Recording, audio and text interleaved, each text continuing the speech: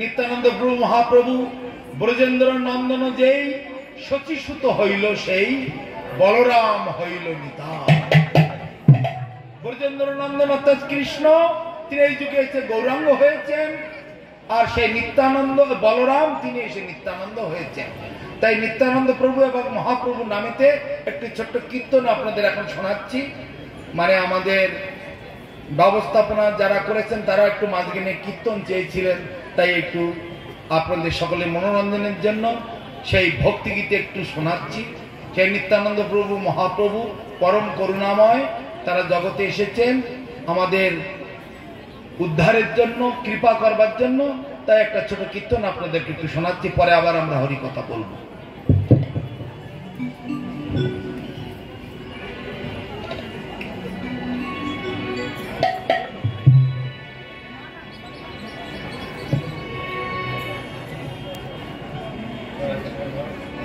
সোনার গো এলো নদিয়া, প্রাণের গৌর এলো নদিয়া,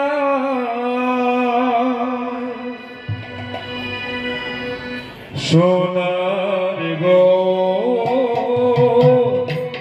এলো নদিয়া, প্রাণের গৌর এলো নদিয়া।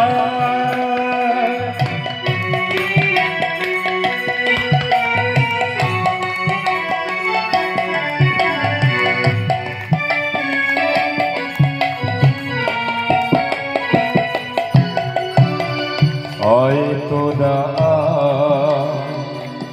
আয় নদীবাসী, আয় তোরা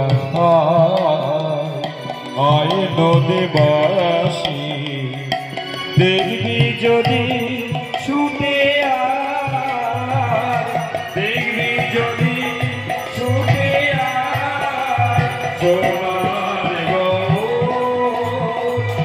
এলো নদিয়া, প্রাণের গৌর এলো নদিয়া।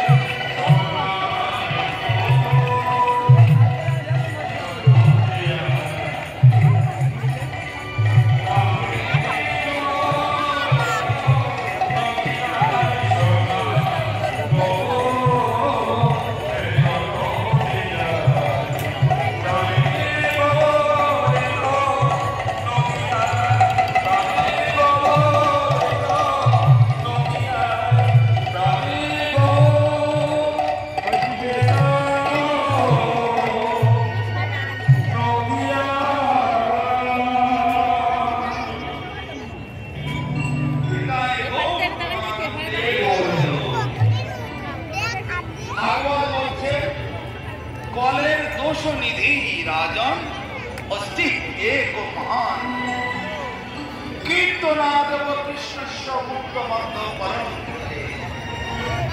এই যে কলিযুগে আমরা বাস করছি, এই কলিযুগ দোষে ভরপুর, পাপেতে ভরপুর। এত দোষ, এত পাপ, এত অন্যায়, এত অত্যাচার সত্য ত্রেতা দাপর কোন যুগে ছিল না। একমাত্র এই কলিযুগে পাপের সমুদ্র, সমুদ্রের দমন পাওয়া যায় না, সমুদ্রের কিনারা পাওয়া যায় না, গভীরতা জানা যায় না, কত জলরাশি আছে কেউ মেপে বলতে পারে না। তদ্রূপ এই কলিযুগের এত পাপ, এত দোষ, এত অন্যায় আর কোন যুগে ছিল না। কলি মানে হলো কলহ প্রিয়া, কলিযুগ মানে বিবদমান যুগ, ঝগড়াঝাটির যুগ, মা বাবাই ঝগড়া, ভাই বোনের ঝগড়া, স্বামী স্ত্রী ঝগড়া, নেতা নেতায় ঝগড়া, দেশে দেশে ঝগড়া, রাজা প্রজায় ঝগড়া, সব কলহ বিবাদ এবং রোগগ্রস্ত, হিংসা পরায়ণ, অপরায়ণ, এইগুলি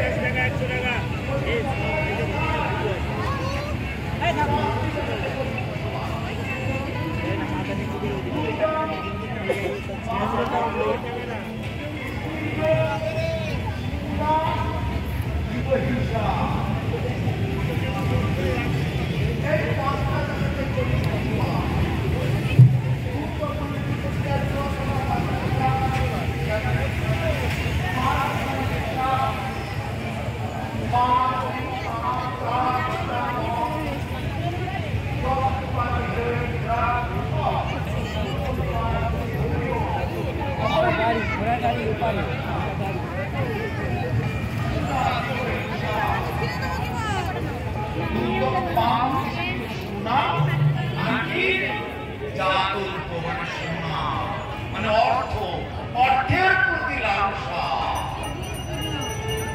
প্রয়োজন মিটে গেছে, আরো চাই আরো চাই আরো চাই, এই যে লালসা, এটা কলির বসবাস। তাহলে কলি কোথায় কোথায় থাকে? 5টি জায়গাতে কলির বাস। ভালো করে লিখে রাখুন।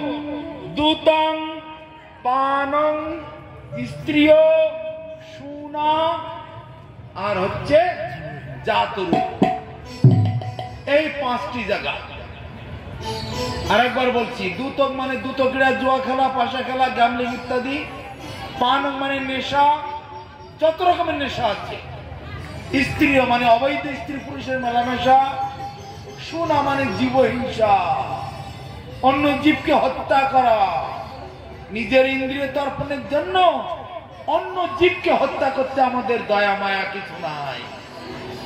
বিচার করে দেখুন তো, মহাজনেরা বলছেন নিজ অঙ্গে ফুটলে কাঁটা পরাণ জ্বলে যায়, কিন্তু আনের দেহে মানে অন্যের দেহে অস্ত্র চালাও, লজ্জা নাহি হয়?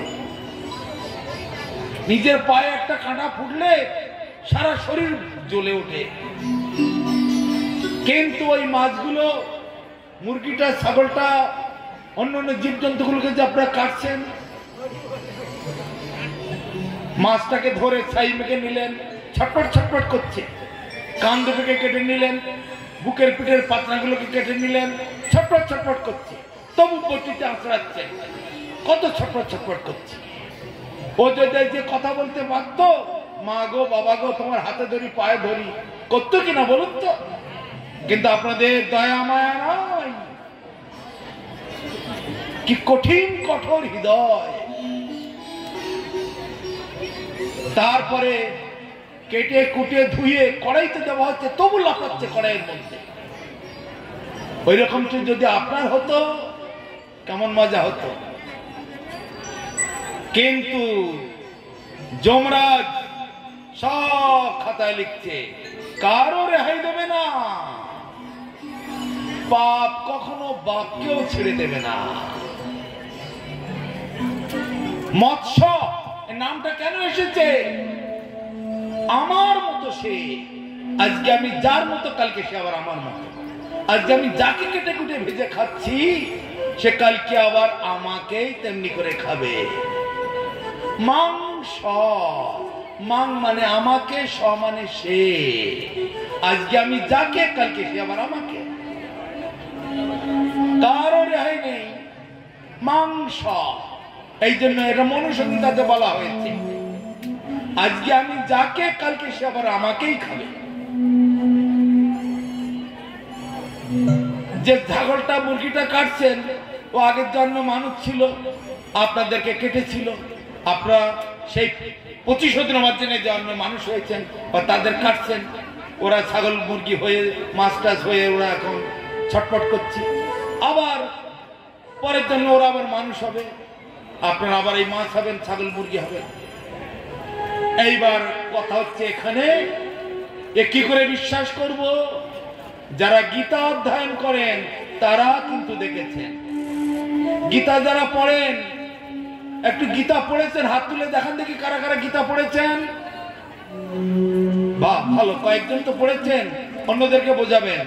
দেখুন এই শ্লোকটা আছে কিনা, ইয়াং বাপি শরণ ভাবম ত্যজিত্যন্তে কলেবরম তং তমেবৈতি কৌন্তে সদা তদ্ভাব ভাবিতা। মৃত্যুকালে যে যেমন চিন্তা ভাবনা করতে করতে দেহ ত্যাগ করবে, মৃত্যুর পরে আবার তদনুরূপ দেহ ধারণ করবে। মৃত্যুর সময় যে যেমন চিন্তা ভাবনা করতে করতে দেহ ত্যাগ করবে। তো এই ছাগলটাকে যে কাটছেন, ছাগলটা কি চিন্তা করছে? ওই মানুষ মানুষ মানুষ জামা কাপড় পরে, গাড়ি চালায়, হ্যালো হ্যালো করে, হ্যাঁ সেই সেই সেই মানুষ, মানুষ আমাকে ধরেছে, মানুষ আমাকে কাটছে। ওই মানুষের কথাটাই চিন্তা করতে করতে যে মরে গেল। পরবর্তীকালে মানুষ হয়ে জন্মালো। এটা আমি বলছি না, ভগবান বলছেন গীতাতে। দয়া করে গীতাটা পড়ে দেখবে। তাহলে ছাগলটা কি মানুষ মানুষ চিন্তা করতে করতে মরে গেল, আর মানুষ কি চিন্তা করছে? আমার 2 কিলো, আমার 1 কিলো, আমার 1.5 কিলো, বাস। আর বাড়িতে ছেলেকে বউকে ফোন করে বলে দিল, তাড়াতাড়ি মশলা পেশো, আমি নিয়ে আসছি, ভালো করে রান্না খাওয়া দাওয়া হবে।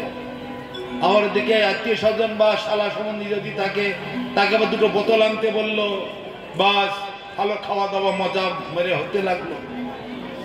তাহলে ওই ছাগল আর ভোগ ফুর্তি চিন্তা করতে করতে মৃত্যুবরণ করলো। পরবর্তীকালে ছাগল হলো কি মুরগি হলো কি মাছ হলো, আর ওই ছাগলটা মুরগিটা বা মাছটা সে আবার মানুষ হয়ে গেল। এটা মনুসংহিতায় বলা হচ্ছে, মৃত্যুকালে যে যেমন চিন্তা ভাবনা করতে করতে মরবে, মৃত্যুর পরে তদরূপ দেহ ধারণ করবে। আজকে আপনাদের এই কোটি কোটি মানুষের এই কোটি কোটি সংসার কেন কেন এই সংসার দশা? আপনাদের তো কিছুই থাকছে না, না থাকছে গাড়ি বাড়ি, না থাকছে ছেলে মেয়ে, না থাকছে নাতিপুতি, না থাকছে নিজেদের শরীর, না থাকছে অর্থ বৃত্ত, কিচ্ছু থাকছে না। সবই তো ফেলে দিয়ে চলে যেতে হচ্ছে। তাহলে কিসের জন্য এত লম্পজম্প? সঙ্গে যদি কিছু নিয়ে যেতে পারতেন তবেই তো, কিন্তু কিছুই তো নিতে পারছেন না। তার মানে এরা কেউ সঙ্গে যাবে না, কিন্তু সেইগুলোর প্রতি আসক্তি, এই আসক্তি মৃত্যুকাল পর্যন্ত থাকছে। মৃত্যুকাল পর্যন্ত ছেলে মেয়ে নাতিপুতি সকলকে নিয়ে এই কথা চিন্তা করতে করতে মরছে।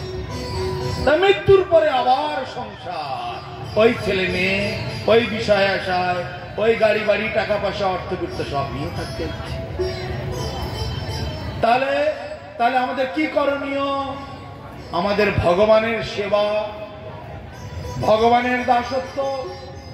জীব নিত্য কৃষ্ণ দাস যখনই বললাম, বারবার বললাম, ওই চিন্তা করতে করতে যদি আমরা মরি, ভগবান সংক্ষেপে এনেছেন হরে কৃষ্ণ মহামন্ত্র। সে হরিনাম মহামন্ত্র যদি আমরা কীর্তন করতে করতে দেহ ত্যাগ করি তাহলে আমাদের আর কোনো অসুবিধা নেই। কিন্তু আপনারা বলছেন হ্যাঁ মৃত্যুকালে আপনারা অনেকেই বলছেন যে হ্যাঁ আমরা মৃত্যুকালে হরিনাম করতে করতে মরবো। এটা তো মুখে বলছেন, কিন্তু মৃত্যুকালে কি হরিনাম মুখে আসবে? একবার নিজেকে বুকে হাত দিয়ে বলুন তো, যে ছেলে সারা বছর পড়াশুনো করে না, এই এক্ষুনি বেলা 10টার সময় পরীক্ষা দিতে যাবে, 1 ঘন্টার জন্য বইটা হাতে করে নিয়ে একটু ঘোরালো, বই গোড়া থেকে শেষ পর্যন্ত পড়া হয়ে গেল। পরীক্ষার হলে বসে প্রশ্নের উত্তর লিখতে পারবে? সেই ছেলে কি পাশ করবে? পাশ করতে গেলে বছরের প্রথম থেকে পড়াশোনা করতে হয়, তবে পাশ করার একটা সম্ভাবনা আছে। কিন্তু সারা বছর পড়লাম না, শেষকালে পরীক্ষা দিতে যাওয়ার সময় একটুখানি পড়ে নিলাম, পরীক্ষার হলে বসে আর কিছুই মনে থাকে না। কিন্তু আমরা এতই আত্মীয় স্বজন, ছেলে মেয়ে, নাতি পুতি, ঘর বাড়ি সংসার, তাদের নিয়ে এত ব্যস্ত, এত বেশি আসক্ত, প্রমাণ এত আসক্তি নিয়ে আমরা বাস করছি। মৃত্যুকালে ওই সব চিন্তা করতে করতে আমাদের দেহ ত্যাগ করতে হবে, আমাদের কিন্তু ভগবানের নাম আর হবে না। এই কারণে আমাদের এই সংসার, তাই সংসার সংসার করে মিশে গেল কাল, লাভ না হইল কিছু, ঘটিল জঞ্জাল। এই তো আমাদের শেষ গতি।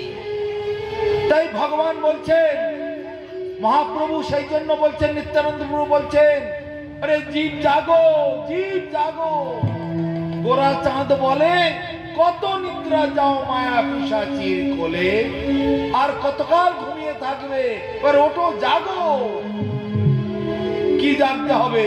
এখানে 2 রকমের সংসার, একটা ভগবানের সংসার আর একটা মায়ার সংসার।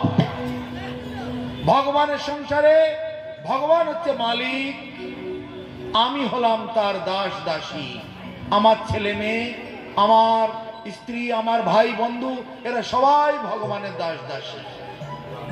আর মায়ার সংসারে আমি মালিক, আমি কর্তা, আমার বাড়ি, আমার ঘর, আমি কষ্ট করে করেছি, এই অহংকার। তাহলে একটা ত্যাগের সংসার, সেবার সংসার, আর একটা অহংকারের সংসার। এই 2 রকমের সংসার জগতে। যারা বৈষ্ণব হয়েছেন, হরিনাম করছেন, তারা কি করছেন? তারা যা কিছু কাজ করছেন ভগবানের উদ্দেশ্যে করছেন, যা কিছু বাজার থেকে কিনে আনছেন ভগবানের সেবার জন্য, যা কিছু রন্ধন করছেন ঠাকুরকে ভোগ দিচ্ছেন, দিয়ে প্রসাদ সেবা করছেন। আর যারা মায়ার সংসার করছেন, যা কিছু আয় করছেন আমার জন্য, আমার ছেলে মেয়ের জন্য, 1 তলা 2 তলা 3 তলা 4 তলা কত কিছু করছেন, 1টা গাড়ি 2টো গাড়ি 3টে গাড়ি, আরো কত ভোগের জন্য। যা কিনে কেটে আনছেন নিজেদের জন্য, যা রান্না করছেন নিজেদের সুখের জন্য, ভোগের জন্য, যা খাচ্ছেন নিজেদের জন্য। ভগবানের ভোগ টোক দেবো সব কিছু বুঝি না, তাদের ফল কি হবে? যেমন করতে করতে দেহ ত্যাগ করবে সেরকমই আবার পাবেন।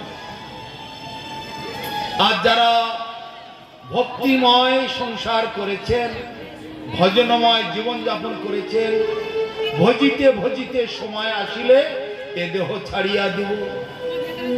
হরি ভজন করতে করতে এইভাবে কৃষ্ণ সংসার। তাহলে 2 রকমের সংসার, একটা কৃষ্ণ সংসার আর একটা মায়ার সংসার।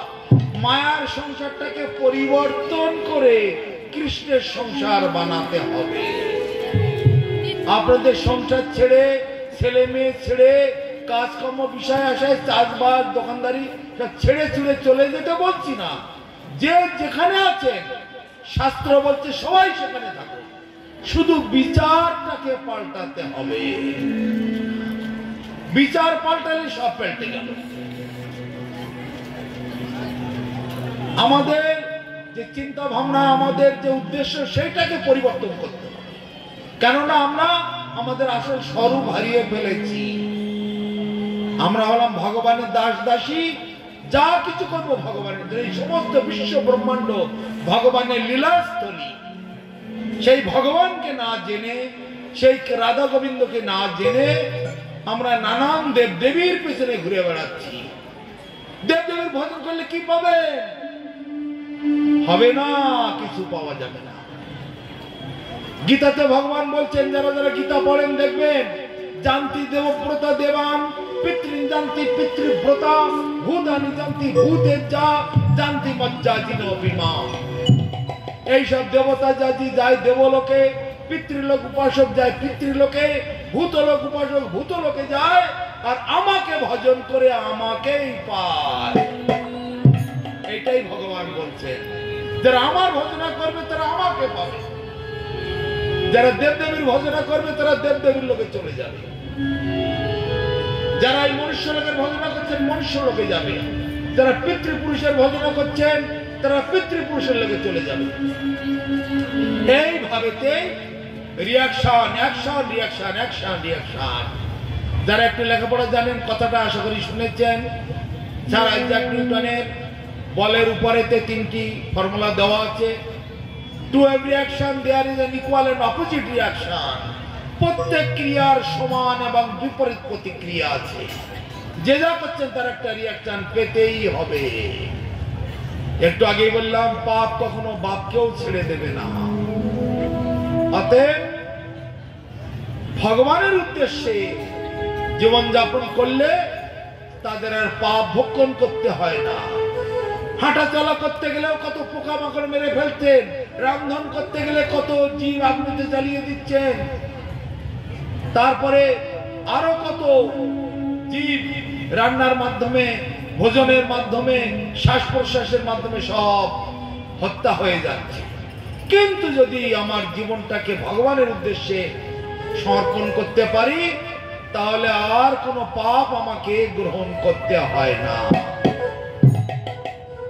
মন নিমিত্ত পাপ কর্ম ধর্মায় বিকল্পতে। আমার জন্য যে পাপটুকু, যতটুকু পাপ হবে সেটা ধর্মে পরিণত হবে, কেননা তুমি আমার জন্য করছো। দেশের পুলিশ কত লোককে মার্ডার করে ফেলে, পুলিশের কি জেল হয়?